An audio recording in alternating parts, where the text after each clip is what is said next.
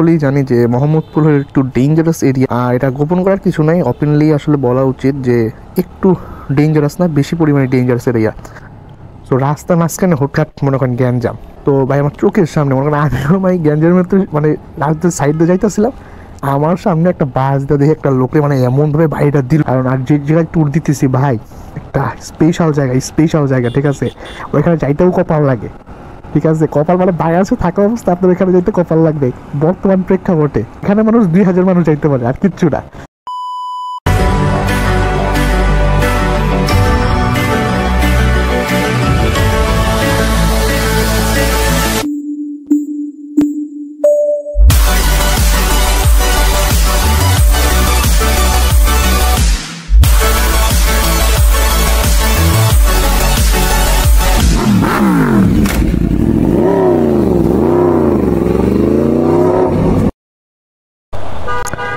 Hello there, Assalamualaikum. This is Farabi Fahim and welcome to my channel Way to Swagger.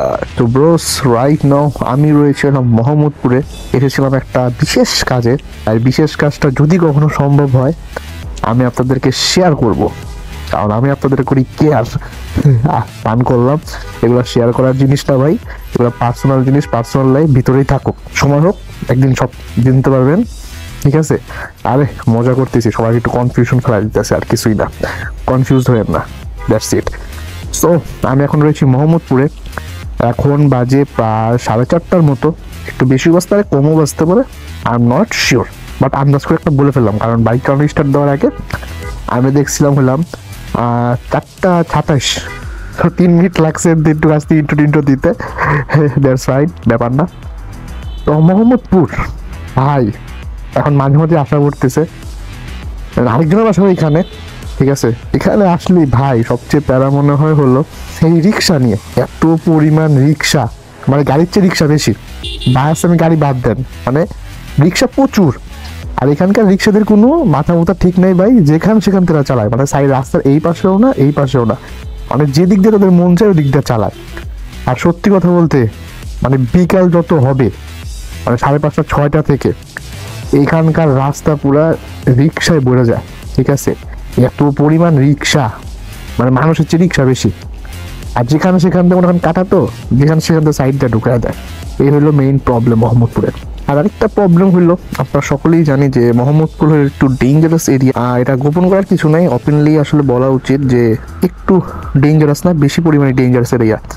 কারণ আমরা যদি প্রতিদিন না হলেও সপ্তাহে যদি একটা নিউজ হলেও পাই যে মোহাম্মদপুরে কি চলছে, ইউটিউব বলেন, ফেসবুকে বলেন, তারপরে নিউজ বলেন, টিভি চ্যানেলগুলোতে, যে অল দ্য টাইম যে একটা না কিছু অকারেন্স হচ্ছে, যেমন বলেন মোহাম্মদপুরে ফের হানাহানি, কোপাকপি, ফের ছিনতাই, মানে তাদের দৌড়াত্ম বাড়তিছেই ছিনতাইকারীদের, মানে কি বলবো, একবারে অতিষ্ঠ মোহাম্মদপুরবাসী।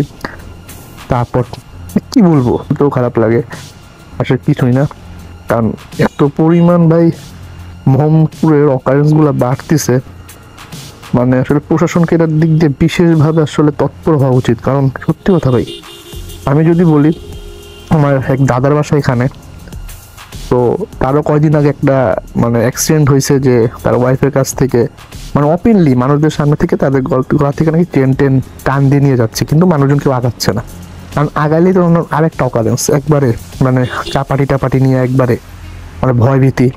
তারপর আরেকটা আমি বলি কাহিনী, যেটা আমি আমার বোনের বাসার দিক যাচ্ছিলাম, তো রাস্তার মাঝখানে হুটহাট মনে করেন গ্যাঞ্জাম। তো ভাই আমার চোখের সামনে মনে করেন আমিও ভাই গ্যাঞ্জামের তো মানে রাস্তার সাইড দিয়ে যাইতেছিলাম, আমার সামনে একটা বাস দিয়ে দেখে একটা লোকে মানে এমনভাবে বাড়িটা দিল, নতুন মানুষ যেহেতু আমাকে এখানে কেউ চিনে না, সো আমিও ভাই কি বলবো, একবার স্টপ হয়ে গেছি, মানে হ্যাং খাওয়া যায় না, স্তব্ধ খাওয়া যায় না। তো আমার অবস্থা হচ্ছে ওইটা। তো মোহাম্মদপুর একটু আসলে সবাই দেখে শুনেই আসা যাওয়া করবেন, কারণ ভাই রিক্স আপনার হাতেই থাকবে, দ্বিতীয় পক্ষ কেউ আগাবে না আপনার সাহায্যে, এইটুকু বলে রাখি। কারণ হুটহাট অকারেন্স ঘটে যায়, বিশেষ করে এই মানে এই এরিয়ার অলিগুলির ভিতরে, ওপেনলি রোডের মধ্যে হয় না, এই রোডের উপরে, কিন্তু অলিগুলির ভিতরে খুব ডেঞ্জারাস। সো একটু সবাই সাবধানে চলাফেরা করবেন, কারণ জিনিস নিয়ে গেলে ভালো, সমস্যা নেই, মানে একটা জিনিস নিয়ে গেলে একটা জিনিস কেনা যাবে, বাট ওইটা ঠেকাতে গিয়ে বা ওইটা আটকাতে গিয়ে যদি আপনার একটা হাত চলে যায়, মাথা চলে যায়, শরীরের একটা অংশ, মানে চলে যায়, আপনি বুঝতেছেন মানে কি হবে, আপনার মৃত্যু হইতে পারে বা সারা জীবন ওই জিনিসটা ছাড়া বাঁচতে হইতে পারে। তো সব কিছু মিলে একটু মানে সাবধানেই চলাফেরা করবেন মোহাম্মদপুরে। অ্যাটলিস্ট মানে শুধু মোহাম্মদপুর না, ঢাকা শহরে মানে আপনারা তো জানেনই মানে বিশেষ একটা বড় ধরনের একটা জিনিস মানে ঘটে গেছে আমাদের বাংলাদেশের বুক দিয়ে। সো সব কিছুর দিক দিয়ে একটু সাবধানে সব দিক দিয়ে চলাফেরা করবেন। সো এইটাই, আর কিছুই না। তো যাই হোক, আপনাদের একটু জ্ঞান দিয়ে দিলাম ছোটোখাটো, কারণ এগুলা ভালো জ্ঞান ভাই, এগুলা শুনতে হয়, না শুনলেও আবার ঝামেলা, কারণ অনেকে তো জানে না যে কী হচ্ছে না হচ্ছে। আর আমার সামনে 2টা অকারেন্স ঘটে গেছে, আমি স্বয়ং সাক্ষী। আর কি একটা ওই যে দেখি নাই মানে শুনছি দাদাদের মুখ থেকে, কারণ তারা তো স্পটে ছিল। তো জাম জুম ফেলে এইসব কথাবার্তা বলে এখন আমরা যাচ্ছি হলাম বাসার উদ্দেশ্যে রওনা। বুঝতেই পারছেন অনেকক্ষণ ছিলাম মোহাম্মদপুরে, সেই সকালে আসছি, এখন যাচ্ছি বাসার উদ্দেশ্যে। আর হলো ছোটোখাটো একটা প্ল্যান করতেছি একটা ট্যুরের, অ্যান্ড এই ট্যুরটা আসলে দিতেই হবে ভাই, কারণ মাইন্ড টাইন একবারে হ্যাং খেয়ে গেছি। আর বছরের ফার্স্টে আসলে ভিডিও টিডিও দিতে পারতেছি, কারণ সব দিক দিয়ে একটু ঝামেলার ভিতরে আছি। আর এইসব কারণে আর কি একটা ট্যুর দেওয়া উচিত, কারণ একটা রিফ্রেশের দরকার আছে। আপনার হার্টে বলেন, ব্রেনে বলেন, ফুল বডিতে বলেন, সব দিক দিয়েই যা গাড়ি গুড়ির যা অবস্থা রাস্তাঘাটে, বাপরে। আসলে রাস্তাঘাটে রিক্সা আসলে বন্ধ করা উচিত, কারণ মানে এদের কোনো ঠিক ঠিকানা নেই। আমার কথা, তোরা এক সাইড দিয়ে যা, বাম সাইড দিয়ে যা অ্যাটলিস্ট, মানে এরা ডান সাইডেও চলে আসে, আবার মাঝখানেও চলে আসে। ইনফ্যাক্ট মনে করেন যদি কাটা পায়, মানে সামনে যদি কোনো কাটা টাটা পায়, এরা এমনভাবে মনে করেন ডাইন বাম দিক দিয়ে ঢুকায় ফেলে ভাই, নিজেই ভয় পেয়ে যায়। আমি যদি বলি কয়েকদিন আগে কি হয়েছে, মনে করেন আমি ডাইনে যাবো, ইন্ডিকেটর দেওয়া, দূরে দেখতেছি আমি ডাইনে যাবো, ও মনে করেন এত জোরে স্পিড, মানে আমার আগেও বাইরে হবে, মানে এমন সময় হার্ট ব্রেকটা করলো, মানে রিক্সা পিছলাইতে পিছলাইতে আমার সামনে এসে আটকেলো লাস্টে। আমি কবে কি হলো, আসে মুসকি মুসকি, মানে কি যে বলবো। আর একটা হলো আমার সাথে একটা ঘটনা ঘটে গেছে, আমার কাছে আজকে কোনো লাইসেন্স নাই, আমি গাড়ির লাইসেন্স নিয়েও বাইর হই নাই, আমার নিজের লাইসেন্স নিয়েও বাইর হই নাই। মানে এখন যদি কোনো পুলিশ আমাকে ধরে আমি কট, ঠিক আছে। আমার বাসা হলো নতুন বাজার, আর এখানে যদি সে ধরে আমার যাইতে লাগবে 1.5 ঘন্টা, বা কেউ যদি আমাকে জিনিসটা নিয়েও আসে এখানে তারও লাগবে 1.5 ঘন্টা, মানে একবারে কট। আমার কাছে কোনো লাইসেন্স মাইসেন্স কিচ্ছু নাই, যার বাইকটা আর আমি, আর আমার সাথে হেলমেট, আর কিছুই না। আজকে ওয়েদারটাও খুব জোস, এক কথায় মানে ঠান্ডাও পড়ে নাই, গরমও পড়ে নাই, মানে একটা ওয়ার্ম ওয়েদার, ঠিক আছে। মানে কি বলবো এটারে, জোস ওয়েদার, জোস। আর আরেকটা কথা শুনলাম আমার মুখ থেকে, আপনাদের জোস কথাটা খুব ভালো লাগে। আসলে সব কিছু একটা জিনিসের ইউনিক ইউনিক থাকা উচিত। জোস, আমার সবাই জোস ফ্যামিলির একটা মেম্বার। যাই হোক, নেভার মাইন্ড, এখন আমরা যাচ্ছি পাকা রোড দিয়ে জোস স্টাইলে, কি বলবো। আর ইদানিং এমন একটা মনের অবস্থা, খুব আনন্দ আনন্দ ফিল হয়, জানি না কি জন্য হয়েছে মনের ভিতর এত আনন্দ আনন্দ ফিল। আর ভিডিও ভিডিও মনে করেন এটা কবে সাথে আল্লাহ জানে, এডিটিংয়ে বসতে হবে না কবে বসতে হবে। যদি অ্যাটলিস্ট এটা বলে রাখি, আপনারা যখন ভিডিওটা দেখবেন, আমার ভিডিওটা মনে করেন আরো 15-16 দিন আগে করা শেষ, ঠিক আছে। কিন্তু এডিটিং মানে এডিট করে সব কিছু দিতে দিতে একবারে কবে যে দিব আমি নিজেও জানি না।